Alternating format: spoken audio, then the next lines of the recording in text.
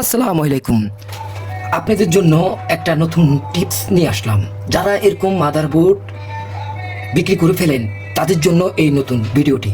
কারণ আপনারা জানেন না, এই যে মাদারবোর্ডগুলো থেকে আপনি চাইলে যেমন এই মাদারবোর্ডটা 32 GB DDR বোর্ড, ঠিক আছে। এই বোর্ডটার কিন্তু একটু রেট বেশি এবং কি রেটটা বেশিতে সেল করা যায়।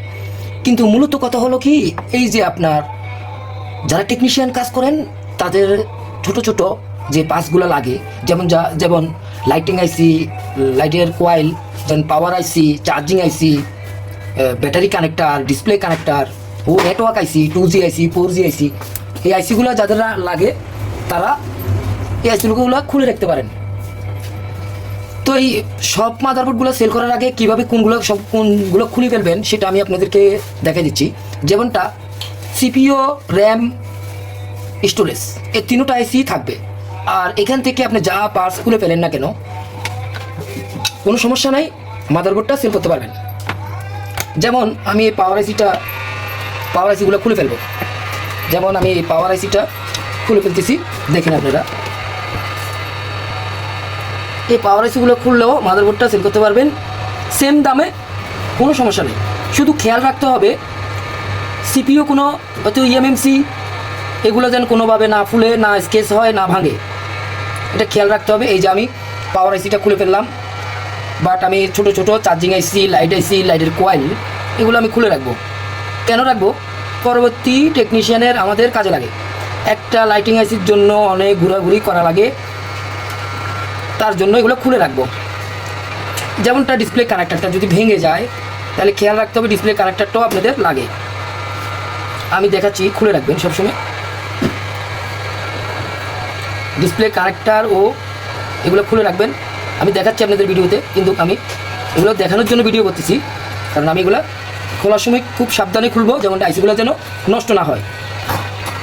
যেমনটা এটার পাওয়ার আইসি ও চার্জিং আইসিটা আমি খুলে নিলাম। খুব সাবধানে খুলতে হবে, যেমনটা আইসিটা নষ্ট না হয়, পরবর্তী আপনার কাজে লাগাইতে পারেন। হ্যাঁ, পেস্টিং আইসিগুলো খোলার জন্য সাবধানে খুলবেন। আস্তে আস্তে আইসির চারপাশের পেস্টিংগুলো সরানোর পরে আস্তে আস্তে হিট দিয়ে 380 অথবা 385 হিট দিয়ে আস্তে আস্তে খুলবেন, যেমনটা নষ্ট না হয়। তো এই ভাই, আপনাদেরকে সবসময় নতুন নতুন ভিডিও দেওয়ার জন্য চেষ্টা করি। আমার ইউটিউব চ্যানেলটা আপনারা শেয়ার করে দিতে পারেন ও লাইক করতে পারেন, কমেন্ট করতে পারেন। তো বিশেষ করে আমি আপনাদেরকে আজকে যেইগুলো বুঝিয়ে বললাম হয়তো বা আপনারা জানেন, তারপরে আমি আপনাদেরকে জানালাম যারা জানে না। আর বর্তমানে সার্কিটের রেট সেম আছে।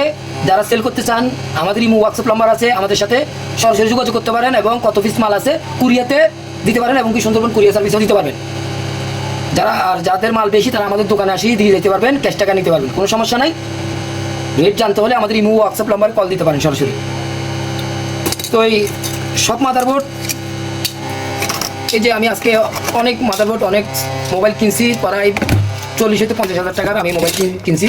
এই যে এগুলো বাসা বাড়ি থেকে আমাকে এনে দিয়ে গেছে। এই যে ফোন, এইখানে অনেক ফোন দিয়ে গেছে আমাকে, সব ফোন দিয়ে গেছে। তো এইটা হইলো কথা। আচ্ছা, ঠিক আছে, আসসালামু আলাইকুম, আবারও সালাম জানাইলাম, ভালো থাকেন।